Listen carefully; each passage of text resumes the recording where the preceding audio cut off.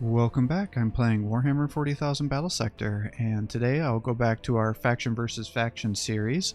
One subscriber sent me several messages that he's really struggling playing with the Tau versus Necron matchup, and it is a harder matchup, I would say, especially with the Ethereal being nerfed so bad since my first video went out with them. And because of that, the military build, or the army build, I guess I would say, for my Tau versus Necron on the first one, it's still an okay build, but I think I could improve it, and so I'll show my updated Tau versus Necron video here, and then I will also upload a few matches where I use this military against some multiplayer players here, just to show how to use it and try it on a couple of different people to show different strategies, because I assume if I use a couple of different people to play against, that should help give you an idea of how to change with the situation depending on the map and what your enemy ends up bringing for his forces. So I hope that'll help out here. So this is an interesting matchup for sure. I would say it's slightly in the advantage of the Necrons, just because they have that reanimation protocol, and that's going to be the bane of your existence, since you're going to have all these high damage dealing units, and so you're going to be vastly overkilling your opponent, and he's going to be reanimating. So, and most people are playing strategic command point objectives, that's definitely going to be in their advantage to be able to hold that point longer, because it's going to become a war of attrition for sure. But first, if you're enjoying these videos, please give my channel a like and subscribe to encourage me to post more content for you. So the biggest thing here is you're going to need to be focusing on killing the enemy HQ commander. If you see him on the field, you really need to focus fire him down. And the reason for this is, in the long run, since you're playing a match of attrition, unless you're able to keep your flamers alive throughout the whole match, which is pretty unlikely since you're going to need to be jumping them in typically to get kills on any warriors or help you drop down immortals as fast as possible, by the end of the game they're going to summon tons of scarab swarms on you, and that's really going to dramatically harass your units, because you're pretty unlikely, unless you have somebody fully buffed or using splash, to be able to squad wipe a scarab squad outside of your flamers here. Most of the Necron players that have more experience are going to know to separate the scarabs, so you can't just move up and kill both of them with one flame attack every turn, because by the mid to late match they should be getting 1 to 2 command points per turn, and that means you're having to deal with 2 to 4 scarabs being summoned on you every turn, and that can be very overwhelming. And if you're not able to keep up with them and get the kills, then those scarabs are going to get extra attacks on you. And the biggest thing is you got to make sure once that scarab swarm starts coming at you, you need to have your infantry's backs protected, because the scarab, they can tank some hits against the scarabs, but then they're going to suffer the engagement penalties, which can be pretty hard to overcome unless you have, you know, marker lights and your commander there able to combat that 20 loss of accuracy that you'll be suffering here. But if they do get rear attacks, they'll actually start doing substantial amounts of damage to you. And then a good Necron player is going to know to keep an eye out for your Pathfinders that have already used the overcharge ability, because that should do 40 damage to at least a few of the models unless you got an exceptionally good roll, and so they'll just summon in there on the weakened unit, kill that unit, or leave it so there's only one unit left on the squad, and then start moving them out around the map to either capture your strategic command points if you don't have people body blocking it, or to lock down your other infantry forces. Now, they won't give you the engaged penalty unless they get the attack on the unit, but they will still have a zone of control if they move next to you. So definitely be aware of that when you're trying to decide who you're able to kill. Now, a breacher squad should, I guess, if you have really good accuracy, be able to squad wipe a scarab swarm, but your fire warriors, pathfinders will definitely struggle with completely squad wiping them, but it should be able to drop them down. I think the pathfinders pretty regularly will be able to knock the scarabs down to 4 units, unless you use the overcharge ability on them, in which case you get some splash, but that would be very, very dangerous and probably counterproductive. And then the strike squads can usually knock them down to just 2 scarabs left out of the 10 scarab swarm, which is then usually enough that you're able to move out and not even really care a whole lot about the zone of control there, because they're pretty unlikely to be able to suppress you when you're moving away, trying to get away from that engagement penalty there. Now, The big thing is your commander with his flamers. He'll be able to flame down low-tier Necron infantry pretty effectively, but it'll struggle with more armored units because there's no way to increase his armor penetration, so be aware of that as well. But that's kind of your general strategy. It's like you're both going to be throwing forces into each other. If you're seeing that he's bringing immortals that have a lot of living lightning, you're going to want to spread your guys out so they don't get those living lightning attacks on you. Most Necron players will be actually bringing the Gauss cannons because they'll have more range, and that will allow them to really kill your weakened Pathfinders, because most people do a Pathfinder build to help you snipe down the HQ commanders. So I hope that makes some sense. And then occasionally they'll use their tier 2 ability on you, which will be summoning in those strafing runs with their aircraft. Just be aware that that actually can do pretty decent damage against the stealth suits, and it usually is good for about 80 to 100 damage against your commander as well. But the thing you really need to be scared of when they're summoning that tier 2 ability is they can squad wipe your ethereal or your cadre. So just be aware that if they do have vision on those guys, that they could kill them. Otherwise, obviously, it'll do a lot of damage to any other infantry squad you have. Won't do much against your vehicles. But again, it's really the scarabs that most people are going to be spending all their command points on, just totally trying to overwhelm you with those numbers and then being able to cross the distance to capture those strategic command points. So likewise, when they're using all those scarabs on you, if you have a stealth suit that's getting weakened, just plop them down on the strategic command point, because the scarabs will really not be able to kill the stealth suits or the crisis suits. They should be pretty much vulnerable to those scarab swarms as long as their rears are safe. And on most strategic command points, you can position them in a way where their back will be against either a wall or against the strategic command point icon, and then you'll be safe from getting charge attacked in there. So keep those in mind. So regarding my builds here, I like to use dual commanders. I think it should be pretty obvious why, but I'll just flat out say it. It's because you get the double flame attack, and so this allows you to kill flayed ones or warriors pretty much one attack, especially if buffed by the cadre with the 20% additional shots. Should allow you to squad wipe them, and then for the 2 models that'll resurrect, you either followed up with your second squad. Now he's taken out 2 different squads his turn, or if you do a double enhanced flame attack, you should be able to take out a immortal squad too, but you won't be able to do that on one attack. You will need both because they have more armor, and then he can just about kill Praetorians if he ends up getting his attack as well. Now occasionally, especially when you're using the 20% attacks, the attack animation will last so long that it'll actually still be attacking, and the Necrons will actually have activated their reanimation protocol. If that happens, that's a huge gift to you, because then you're going to start doing damage against the reanimated units. Typically that is not supposed to happen, and so you won't always get that bonus damage against the reanimated unit if you're still attacking, but it seems like it gets triggered because the 20% extra shots gives you 2 additional attack animations, and so it'll sometimes get triggered on those last 2 attacks where they're reanimating into your flame strike, allowing you to potentially do more damage against the reanimated units here. And then obviously I would keep him with his shield drone to get that 15% damage reduction. You do need to be a little bit careful with the commander, because the Necrons will have so much armor piercing, they will be able to shoot this guy down.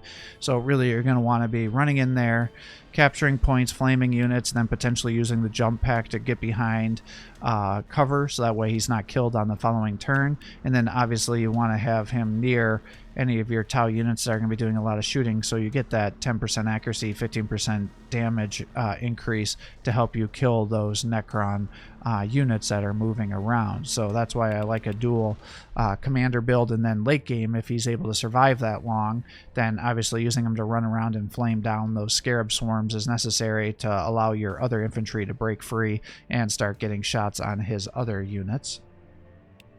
I really like using the cadres on this matchup because I'm going to be bringing typically a large infantry force, so getting those 20% extra attacks really allows me to have substantially more damage. And then again, it's important that you kill HQ commanders, and so using that targeted sight giving you a 100% chance to hit no matter how obstructed the view is, as long as they're not on double full covers, in which case you won't have any, you'll have a 0% chance to hit. This allows you to snipe down the leaders. If you have a double shot commander enhanced pathfinder, that should allow you to one-shot the warden. I don't think they're able to one-shot down the Necron overlord or the shit, what is his name? The guy that has the orb. His name is Plasmamancer. He was escaping me there for a second, but certainly he'll be able to one-shot down the Hexmark assassin, I think it is, with the dual pistols. So these guys can be very powerful, and if you don't one-shot them, then you just follow it up with either your Fire Warriors strike team with the pulse rifle can finish it off, or obviously another round of shots with your Pathfinders here.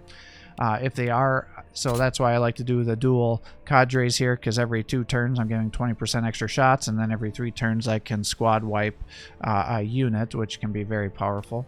I like having dual stealth suits with the fusion blasters, because again, if he's overextended and there's somebody that you're able to run in there and get the kills with, that will dramatically help improve your assassination attempts against enemy factions. And then using their camouflage, you can get a lot of vision on the map to allow you to snipe out very powerful units. It'll allow you to take out their Locust Heavy Destroyers, which will be their best unit for sniping down your commanders, or if they're using vehicles, annihilation barges, things like that. Obviously having your 3 fusion blaster attacks will allow you to do pretty substantial amounts of damage. And then with the shield drone, these guys can be very tanky for you to help hold the position as well, and then you can jump them all around the map to help you get not only some increased evasion, allowing you to tank shots even better, but to get to those strategic command points in a better situation. Now, the big thing to know about these guys is you don't want to be stealth and then use your jet boost, because that will cancel out your stealth. And likewise, you'd want to be able to jet boost. The stealth is no longer a free action. Originally, when the stealth suits were released, that was a free action, but now it takes your action point.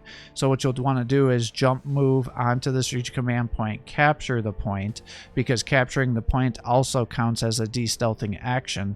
But if you capture the point, still have an action point left, then you can stealth after you've captured the point, and then you'll be stealth on that location. So then he'll either have to use some sort of AoE attack to do damage to you, which will unstealth you, or he'll have to forcibly run somebody onto the square that you're standing, in which case you'll get a free attack, because it counts as like a reaction fire situation. So no matter which weapon you have, you'll then attack with your full amount of attacks onto whatever unit is moving onto your square.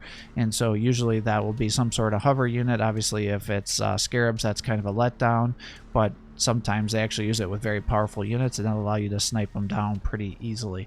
So 2 stealth suits is what I typically recommend. More than that, you either need to start bringing the burst cannon or do something else, because that's going to be a lot of resources that you're putting into these guys. Now, they can tank the living lightning pretty well, but the Gauss cannons for sure will be able to knock these guys down.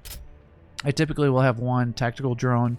Just because of this build, I'll only have 45 points left, and I don't really have other points to use on these guys. And with them being hover, that works out to help me run around to either soak up a bunch of Overwatch or to run and capture a point a little bit easier early on, because usually as long as you're playing a good player, this is going to be a very close matchup, and so it's pretty much if whoever makes a catastrophic blunder will get the loss. Otherwise, it really will just be kind of a nail-biter matchup. So I like having at least 2 breachers. Some people prefer to use the Fire Warrior Strike Squad with the longer range weapons. I would say it depends on the map you're on. If you're on a big open map, then using more pulse rifles is probably going to be a better idea than the breachers. But if you're on a map that has close quarters, areas where you're able to hide, then using the breachers will make more sense, because these guys with their little magic shotguns with 4 armor piercing can do damage to anything that the Necrons build and and that will allow you to do substantial damage even against Tomb Guards or Praetorians, or Lich Guard or Praetorians, and these guys will do significant damage. And then the other thing to be aware of is their photon grenade is really helpful, because this has an AoE effect of 3x3 squares. So if you were to throw it here, or I guess that's not really the best way to describe it. Effectively, whatever unit you throw this grenade on, there'll be 1 square around it that will get activated with the photon grenade as well. And so the unit that you throw the photon grenade on will get -10 evasion and -15 accuracy, and that lasts for 2 turns. So that by itself allows it to make it easier for you to snipe down important units. But then everybody within those surrounding 1 squares gets a -10 accuracy, -5 evasion penalty that is applied to them for 2 turns. And since most Necron players you're going to be doing a range versus range battle, this is a pretty significant debuff to them, because they don't have access to abilities to help them increase their accuracy like we do through our marker lights and our passive traits with the commander. And then also, if you get these guys to move into a position where they can avoid overwatches, like if there's a wall or something there, then you can throw that photon grenade, and anybody that's hit, either the primary attacker or within that 1 square, it'll also remove the overwatch stacks. So this can be a really sneaky way for you if you're playing against an opponent that likes to do lots of overwatches, since they know that'll liquidate a lot of your forces, because you're going to be very vulnerable to overwatches using your Tau forces here. This can allow you to effectively nullify potentially up to 9 units if they were all batched together and nobody had their Overwatch activated. So that could be catastrophic against a Necron player that's trying to use an Overwatch strategy on you. So for that reason, I like to bring a couple of these guys. But again, if you're on a big open map, you're unlikely to get those breachers in there. Maybe having 1 or 2 to counteract a Praetorian jump, which is usually going to happen to you, or to help you take out Scarab Swarms. But again, it may make more sense for you actually to do the Fire Warrior Strike Squad instead. And the reason for that is this pulse rifle is actually pretty good. It has 4 armor piercing, 4 attacks per model. So if you're giving those cadres, 20 or if you're using the cadre for the volley fire for 20 additional shots, or 20% additional shots, that's a pretty decent amount there. And because they shoot so much, that allows them to do good damage against the Scarab Swarms, and also finish off any infantry models that may have resurrected on you. And more importantly, they also get access to the marker light, which is giving you a 10% accuracy against the units you're attacking, and it gives you a -5 accuracy fall off, allowing you to attack units at suboptimal squares at a much higher rate, which can be beautiful for you. And then the Pathfinders, I obviously always give them the ion rifles, because they have 5 armor piercing, 3 attacks, doing 10 to 14 damage. So these are my main assassins for taking out HQ leaders. And then I can make it even more powerful by giving a 30% increased damage, 1 armor piercing, and some splash damage as well, to make it even easier to snipe down those super impressive units like Annihilation Barges, Locust Heavy Destroyers, HQ Commanders. The big thing is you just got to be very, very careful, because that 40% chance to take 40 damage is a huge amount of damage.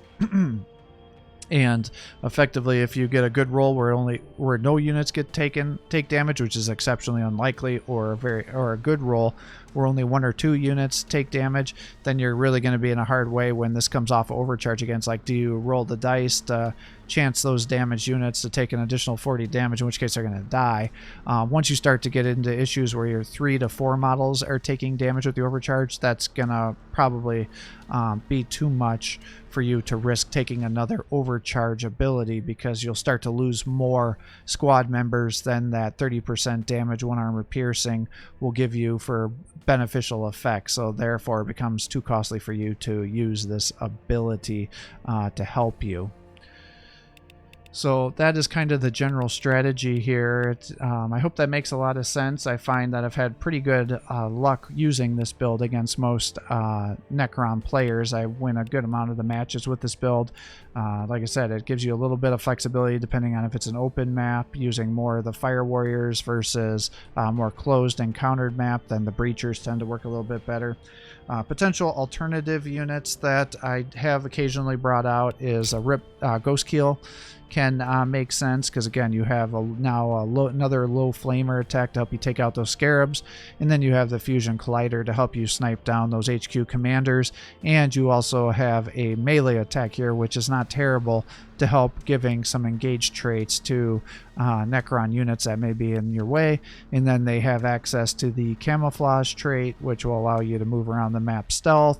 It is volatile, so if you had him almost dead and you were able to trigger this explosion near a bunch of Necron units, that could be used to your advantage.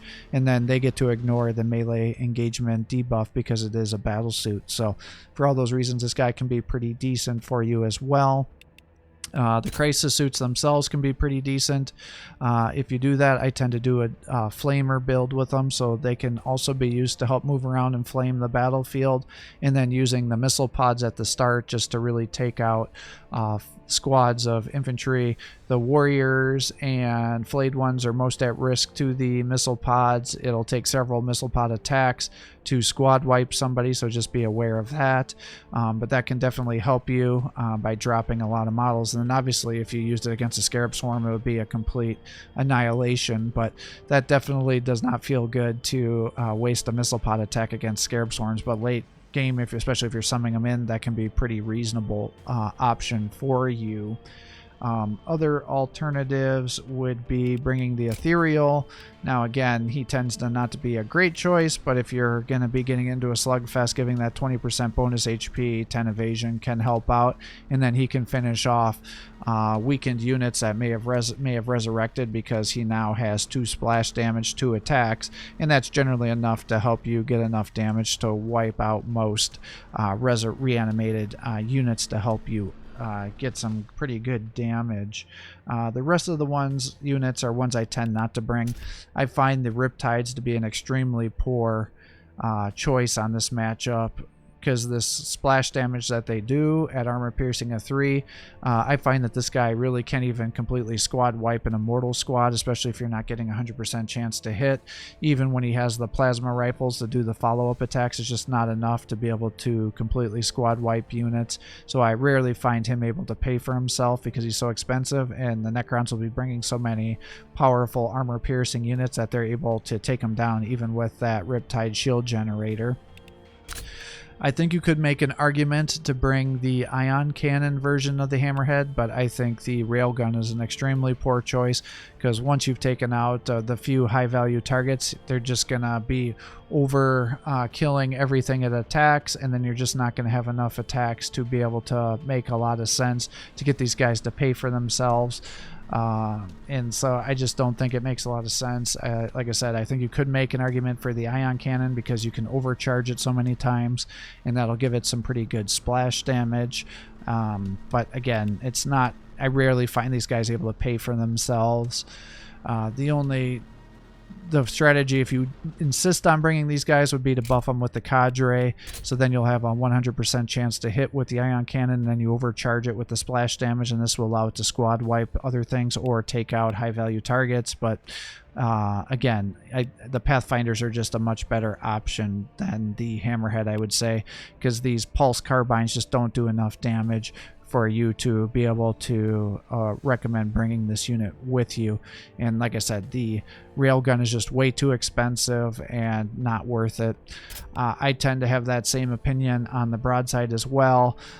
Yes, it's nice to have these guys be able to snipe HQ commanders at really long ranges, especially if they're buffed up with a cadre, but then you're overkilling everything else for the rest of the match. And then this smart missile system, while it's the best rocket system in the game, it has a 3-turn cooldown, so you're effectively only going to use this 2, maybe 3 times throughout the match, and so I don't think it's going to be able to pay for itself. Now, it is nice that you have the melee attack as well, but these guys tend to just get themselves shot down, and then with 3 movement they tend to get themselves put into pretty vulnerable situations.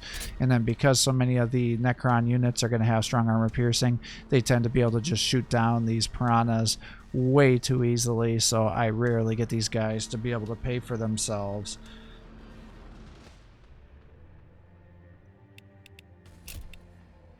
So with that, I think that's everything I have to say about this matchup. I hope this is a better build for you. I still think the first guide build can work out, but I find this to be a much more effective build for you, especially on the strategic command matchups here. So I hope this is helpful to the subscriber that's been sending me lots of messages that he's really struggling with this matchup, and I will upload some multiplayer matches using this army if I haven't already, to try to give you some examples on a couple different players on how to use it. So I hope that's helpful for you guys. With that, I'm going to sign off for the day. I hope you're enjoying these videos. If you are, please give my channel a like and subscribe to encourage me to post more content for you.